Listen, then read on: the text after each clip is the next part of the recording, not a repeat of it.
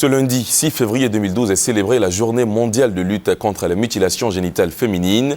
Une occasion pour Ami Traoré, une excisée, de lever un coin de voile sur cette pratique aux conséquences énormes. Le témoignage avec Delphine Blas.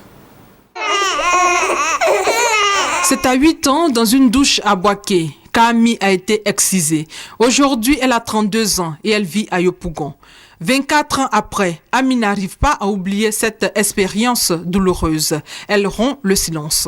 Mon histoire, c'est qu'à l'âge de 8 ans, comme de milliers de petites filles, j'ai été conduite sur l'autel pour honorer la tradition, pour honorer notre coutume. On nous excisait à tour de rôle.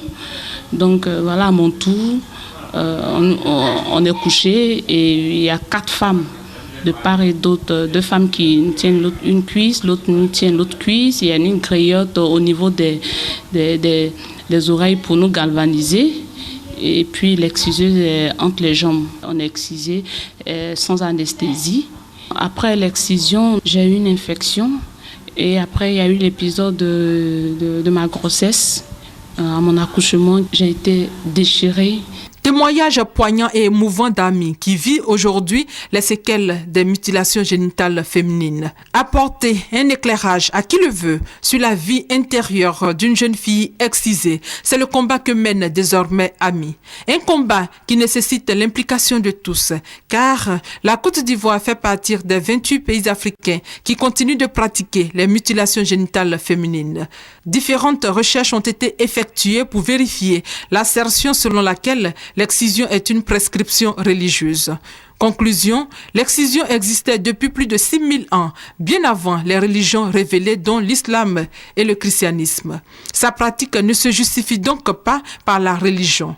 Certaines femmes exciseuses l'ont compris. Elles ont décidé de déposer la lame. Il a demandé grand marabout combien de fois? 3 fois. Elle m'a dit, voilà, c'est Dieu qui dit qu'on a qu'à excuser les garçons. C'est pas les filles. Tu vas blesser les filles, c'est pas bon. Je vais dire, mes amis, les femmes, elle n'a qu'à arrêter ça. Elle n'a qu'à arrêter, pourquoi? Elle n'a qu'à arrêter, pourquoi? C'est Dieu n'a pas dit ça. C'est nous-mêmes, c'est notre volonté. Nous on fait.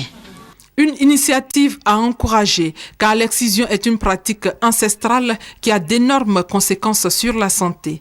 Et il se produit ce qu'on appelle une infection. Alors les microbes vont remonter vers l'utérus, vers la muqueuse de l'utérus, vers les trompes dont vous avez souvent entendu parler dans la reproduction de la femme. Les trompes sont touchées. Et plus tard, cette femme-là risque d'avoir d'autres problèmes tels que les douleurs pelviennes permanentes, les douleurs du ventre, du bas-ventre en permanence, tels que l'infécondité malheureusement. Et il y a des morts par hémorragie.